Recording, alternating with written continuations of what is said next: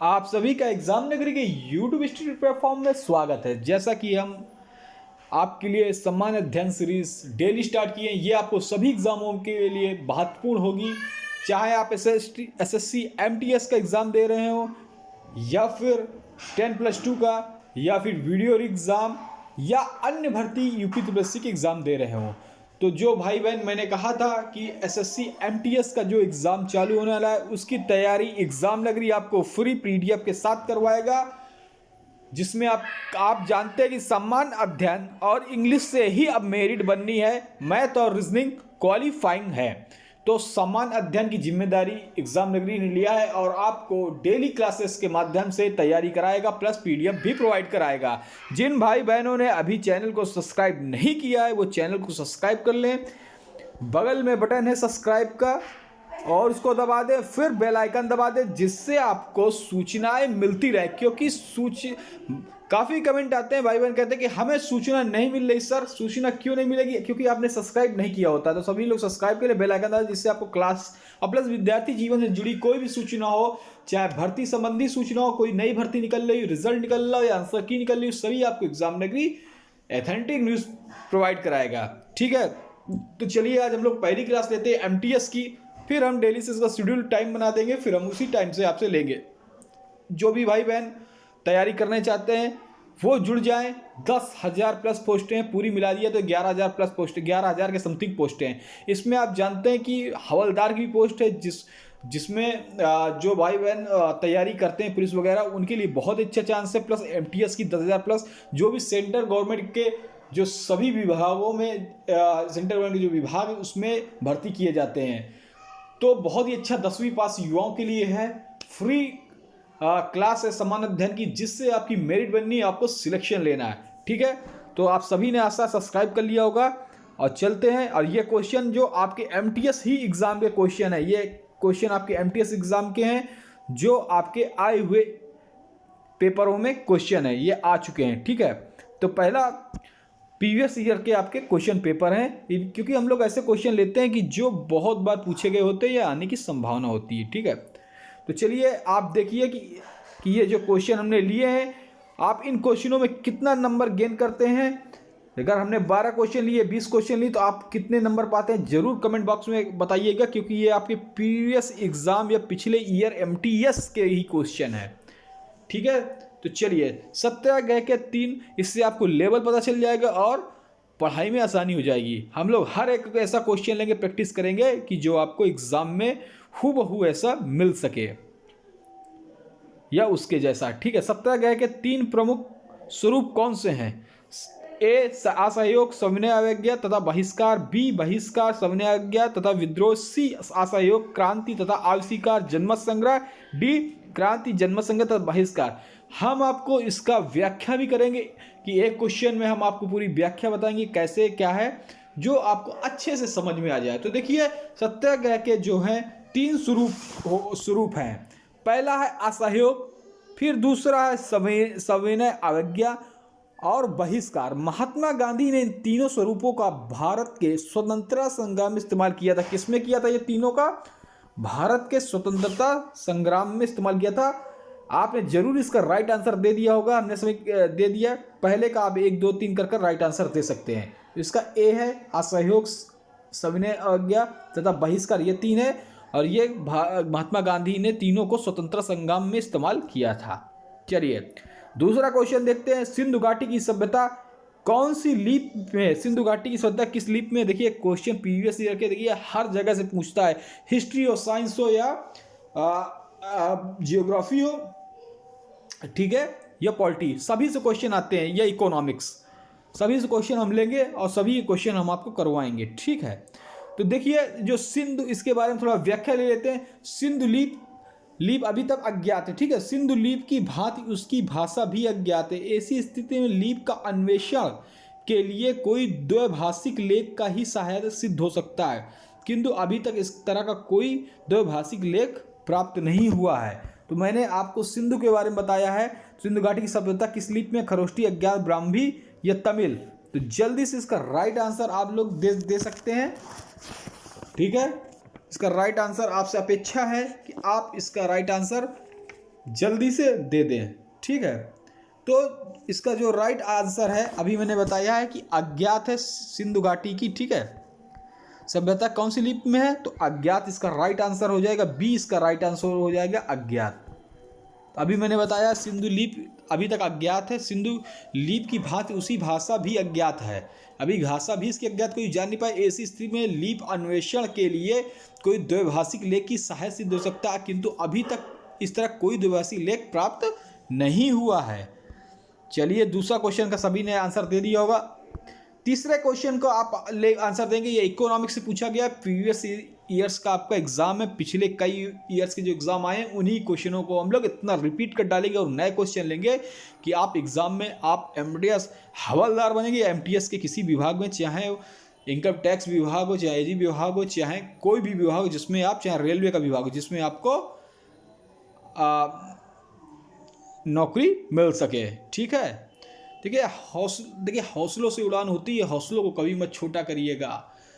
तो आपके लिए बहुत मौका अच्छा आया, 10,000 प्लस जॉब है, प्लस 529 हवलदार की, ठीक है। तो अब डट जाइए, लग जाइए, एग्ज़ाम की खोपड़ी में छेद कर दीजिए और बेहतरीन प्रदर्शन करिए और जॉब को मुट्ठी में कर लीजिए। देखिए सपना होता है, अगर आप जॉब करेंगे तो आपका भविष्य सिक्योर होगा, फिर आपके परिवार का, ठीक है। तो जॉब बहुत ही इम्पोर्टेंट है आप सभी के लिए, तो लग जाइए और जॉब को अपनी मुट्ठी में कर लीजिए। चलिए स्टार्ट करते हैं। इसका राइट आंसर आप सभी को देना है, लास्ट में जो स्कोर हो आपका ज़रूर कमेंट बॉक्स में कमेंट करिएगा। जिन्होंने अभी तक लाइक नहीं किया, शेयर नहीं किया, सब्सक्राइब नहीं किया तो सब्सक्राइब कर लें, लाइक कर दें, शेयर कर दें। चलिए बाजारों को अत्यधिक रूप से कौन से हैं, बाजारों के अत्यंतिक स्वरूप कौन से हैं?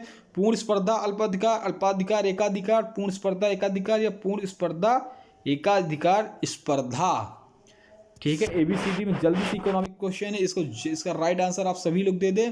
तो देखिए आप सभी ने इसका शायद राइट आंसर दे दिया होगा।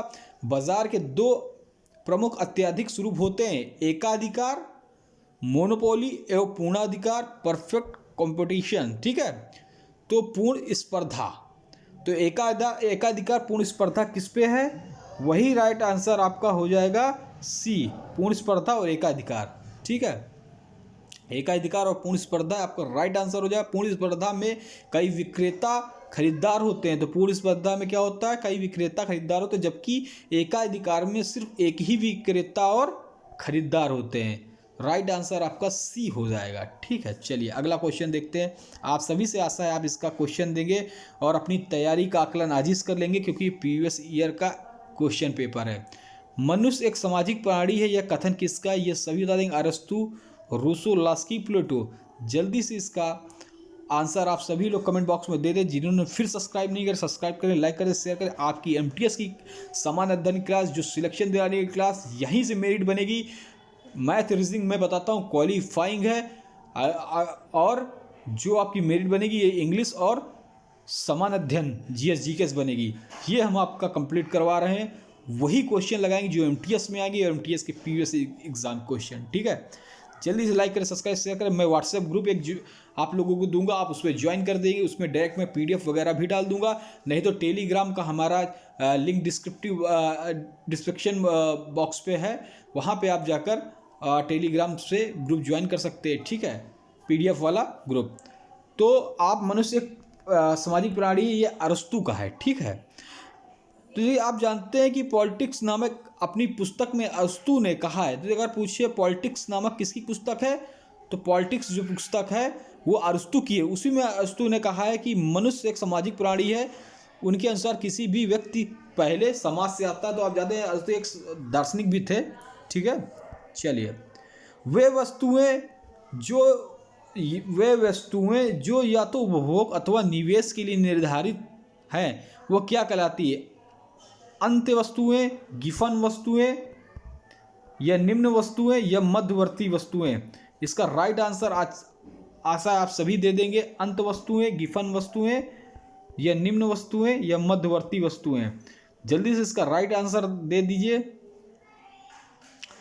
ये चारों हैं, कौन सा है? अंत वस्तुएं, अंत वस्तुएं, गिफन वस्तुएं, निम्न वस्तुएं, मध्यवर्ती वस्तुएं। ये चारों आंसर मैंने एक साथ लगा दिए हैं।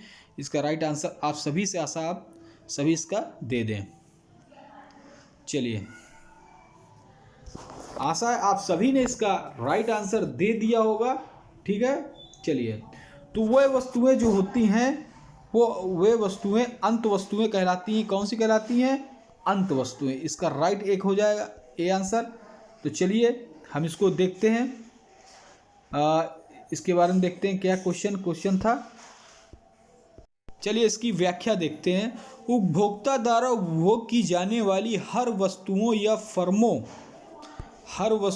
फर्मों द्वारा निवेश की जाने वाली हर वस्तु को अंत्य वस्तु कहते हैं। ये अंतिम उपयोग किए जाने वाली वस्तु अत्यंत वस्तुएं होती है। इन वस्तुओं का ना तो पुनः विक्रय किया जा सकता है, न पुनः विक्रय किया जाता है, ना ही इनका उत्पादन अगले चरणों में इस्तेमाल किया जाता है। अंत वस्तुओं के उदाहरण है जैसे कार, टीवी सेट, कपड़ा, भोजन, मशीनरी, उपकरण। तो आज इसका राइट आंसर अंत वस्तुएं, अगर इसका उदाहरण पूछ ले तो आप बता देंगे कार, टीवी सेट, कपड़ा, भोजन, मशीनरी, उपकरण आदि। ये इसके उदाहरण है। ठीक है, अब हम लोग अगले क्वेश्चन में जाएंगे। ये सभी मैं कहता हूँ ये पिछले ईयर के हैं क्वेश्चन। देख लिए ऐसे क्वेश्चन आते हैं, आप सभी को मेहनत करनी है। ये साइंस से क्वेश्चन आ गया, क्योंकि मैंने बोला इसमें पॉलिटी भी आती है, ज्योग्राफी भी आती है, साइंस भी आती है, हिस्ट्री भी आती है, इकोनॉमिक्स भी आती है। जल संवर्धन पौधे के कर्षण की एक विधि है जिसमें निम्न में से किसका प्रयोग नहीं होता। तो आप जानते हैं जल संवर्धन में निम्न में से किसका प्रयोग नहीं होता? जल, प्रकाश, रेत, मिट्टी। आपसे आशा है आप सभी इसका आंसर जरूर दे देंगे। ABCD में कौन सही है इसका जरूर आप इसका आंसर दे देंगे। ठीक है, तो चलिए आपको हम समय देते हैं। इसका आंसर सभी लोग कमेंट बॉक्स में जरूर कमेंट कर दें। ठीक, हाँ चलिए, तो देखिए इसका राइट, जिसमें निम्न में से किसका उपयोग नहीं होता, तो निम्न में से इसमें जो उपयोग नहीं होता है वो है मिट्टी। राइट आंसर मिट्टी है। मैं आपको फिर बता देता हूँ, मिट्टी की खेती करने का तरीका हाइड्रोपोनिक्स कहलाता है। अगर पूछे मिट्टी के खेती करने का तरीका क्या क्या कहलाता है, क्वेश्चन आ सकता है, तो हाइड्रोपोनिक्स कहलाता है। ठीक है, अगर और पूछे इसमें फसल उगाने के लिए द्रव पोषण या पौधों को दिए जाने वाला खनिज पहले ही पानी मिला दिए जाते हैं। नई तकनीक की मदद से बिना मिट्टी के बहुमंजिली इमारतों में सब्जियां उगाई जा रही हैं। तो बिल्कुल सही है, आप देख रहे हैं आजकल लोग छतों में सब्जियां उगा रहे हैं। ठीक है, तो जिसमें किसका निम्न से किसका प्रयोग नहीं किया जाता, तो मिट्टी। ठीक है, चलिए, वह मिट्टी जो वर्षा के कारण निस्खलन की ओर प्रवृत्त है, ये क्या कहलाती? लैटेराइट, काली, जड़ोर या लाल। इसका आंसर आप सभी लोग दे देंगे। ठीक है, ABCD कर आप बता दें इसका आंसर कौन सही है। चलिए, आप सभी ने इसका आंसर दे दिया हो, तो वो मिट्टी लैटेराइट मिट्टी कहलाती है। ठीक है, देखिए निस्खलन क्या है, तो ये समझ लीजिए निस्खलन प्रक्रिया का अर्थ वो होता है जिसे मृदा में रिसते हुए पानी द्वारा घुलनशील तत्व का नीचे की परतों की ओर स्थानांतरण जैसे होता है। इस प्रक्रम के अंतर्गत बनी मिट्टियों की उर्वरता कम हो जाती है। लैटेराइट मृदा निस्खलन देखने को मिलता है लैटेराइट मृदा में। लैटेराइट मिट्टी उच्च तापमान व अधिक वर्षा की स्थिति में बनती है। निस्खलन के कारण उनकी उर्वरता काफ़ी कम हो जाती है। तो लैटेराइट मिट्टी में जो होता है उर्वरता कम हो जाती है, तो उसमें पौधों को उतनी मात्रा नहीं मिल पाती। ठीक है, उतना लैटेराइट मिट्टी। ठीक है, चलिए, फ्रांस में आतंक के शासन के दौरान निम्न में से किसने महत्वपूर्ण भूमिका निभाई थी? फ्रांस में क्वेश्चन आया हुआ है, बताइए। Voltaire, mart, Robespierre, Montesquieu. इसका राइट आंसर आप सभी दे दें जल्दी से। इसका राइट आंसर सभी लोग दे दें। ठीक है, तो इसका राइट आंसर है रोबेस्पियर। C नंबर है। फ्रांस में आतंक के शासन के दौरान किसने महत्वपूर्ण, तो देखिए जो आतंक का राज फ्रांसीसी क्रांति की शुरुआत के बाद हुई हिंसा का एक दौर था जिसमें प्रतिद्वंदी राजनीतिक गुट के बीच संघर्ष और क्रांति के दुश्मनों को सामूहिक फांसी दी गई थी। रॉबेस्पियर नामक फ्रांसीसी जो वकील और राजनीतिक ने आतंक के शासन में महत्वपूर्ण भूमिका निभाई थी इन्होंने। ठीक है, तो आपको उस व्याख्या से भी स्पष्ट हो गया होगा। जब ईस्ट इंडिया कंपनी गठन हुआ था उस समय भारत का मुगल बादशाह कौन था? ये क्वेश्चन बहुत बार UP SSSC, UP TET, super TET या फिर सी टेट या फिर जो भी एग्ज़ाम हुए हो ये बहुत बार पूछा गया क्वेश्चन है। तो जब ईस्ट इंडिया का गठन हुआ था तो मुगल बादशाह भारत का कौन था? जहांगीर, औरंगजेब, हुमायूं। तो जल्दी से इसका आप सभी राइट आंसर दे दें, 1 सेकंड का समय है। ठीक है, जिन्होंने अभी तक सब्सक्राइब नहीं किया सब्सक्राइब करके कमेंट करके शेयर कर दें। ठीक है, उस समय अकबर था।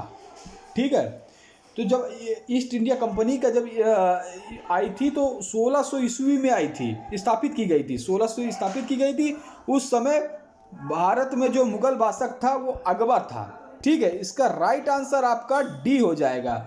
चलिए अब इसका देखते हैं निम्न में से, तो और दूसरा क्वेश्चन देखते। चलिए, निम्न में से कौन सा विषय हमारे संविधान की समवर्ती सूची में शामिल नहीं है? आपको बताना है निम्न में से कौन सा विषय। देखिए, पॉलिटी से क्वेश्चन आ गया, निम्न में से कौन सा विषय संविधान की समवर्ती सूची में शामिल नहीं है? पहला शेयर बाजार तथा भावी, जिसको हम फ्यूचर्स बाजार कहते हैं। दूसरा है जंगली जानवर तथा पक्षियों का संरक्षण। सी है जंगल, या डी है मजदूर। तो आप जानते हैं कि एक केंद्र सूची होती है पहले नंबर, दूसरा राज्य सूची होती है, तीसरा समवर्ती सूची। समवर्ती सूची में राज्य सूची और केंद्र सूची दोनों के जो विषय होते हैं वो होते हैं। तो इसमें पूछा गया समवर्ती विषय हमारे जो समवर्ती सूची में, तो यही आपको बताना है। ठीक है, तो चलिए इसका राइट आंसर आप सभी लोग दे दें कि निम्न में कौन से विषय हमारे संविधान की समवर्ती सूची में शामिल नहीं है। तो जो नहीं है वो बताना है। तो मतलब 3 शामिल है और 1 नहीं शामिल है। तो देखिए, जो नहीं शामिल है वो आपका पहला शेयर बाजार तथा भावी फ्यूचर्स, ये शामिल नहीं है। जंगली जानवरों तथा पक्षियों संरक्षण, जंगल, मजदूर, ये तीनों समवर्ती सूची में, समवर्ती सूची मतलब राज्य सूची और केंद्र सूची दोनों इस पर कानून बना सकती है। ठीक है, चलिए, तो समवर्ती सूची के अंदर यही जो हमने अभी बताया कि अंतर्गत शेयर बाजार और फ्यूचर्स आते हैं। इस सूची में संघ सूची और राष्ट्र सूची के बीच संभवतः 47 विषयों को शामिल किया है। यह भी क्वेश्चन पूछ सकता है कि समवर्ती सूची में कितने विषयों को शामिल किया है? तो 47 विषयों को शामिल किया है। ठीक है, चलिए अब देखते हैं सेंटीग्रेड तथा फ़ारेनहाइट का तापमान किस अंश पर एक समान होते हैं? 32 डिग्री, 40 डिग्री, -273 डिग्री, -40 डिग्री। आप सभी इसका राइट आंसर जरूर दे दें। ठीक है, चलिए इसका राइट आंसर आप लोग दे दें। आपके पास समय चालू होता है, अब सभी लोग कमेंट बॉक्स कमेंट कर दें। ठीक है, तो देखिए सेंटीग्रेड और फ़ारेनहाइट तापमान किस अंश पर समान होते हैं? तो 40 डिग्री। बी इसका राइट आंसर हो जाएगा। फ़ारेनहाइट और सेल्सियस स्केल बिंदु तापमान जो है, जो डिग्री के बराबर होता है, यह तापमान 40 डिग्री सेल्सियस या फ़ारेनहाइट होता है। ठीक है, चलिए लास्ट क्वेश्चन देते। ओम का नियम निम्न में से किसके बारे में सही है? अर्धचालक, अतिचालक, चालक, रोधी। जल्दी से इसका राइट आंसर आप सभी लोग दे, आशा है आप सभी लोग इसका राइट आंसर जरूर दे देंगे। साइंस का क्वेश्चन है। चलिए जल्दी से कमेंट बॉक्स में कमेंट करिए, फिर हम आपको बताते हैं। ठीक है, तो देखिए जो ओम का नियम निम्न में किसके बारे में सही है? तो चालक के। राइट आंसर इसका सी हो जाएगा। तो हम आपको अब इसकी व्याख्या बता देते हैं। ठीक है, ओम के नियम के अनुसार किसी दो बिंदु के जो मध्य होता है, दो बिंदुओं के मध्य चालक से गुजरने वाली विद्युत उन बिंदुओं की विभवांतर से सीधे अनुपातिक होती। क्या होती है? विभवांतर सीधे अनुपातिक होती। यह 3 मूलभूत विद्युत मात्राओं के बीच संबंध को परिभाषित करती है, जिसमें एक होता है विद्युत, दूसरा होता है वोल्टेज और तीसरा आपका होता है प्रतिरोध। ठीक है, विद्युत, वोल्टेज, प्रतिरोध। आशा है आपको आज की क्लास बहुत अच्छी लगी होगी। MTS वाले कैंडिडेट चैनल को लाइक, सब्सक्राइब, शेयर करें। फिर हम आपको इसी श्रृंखला के साथ मिलते हैं। जय हिंद, जय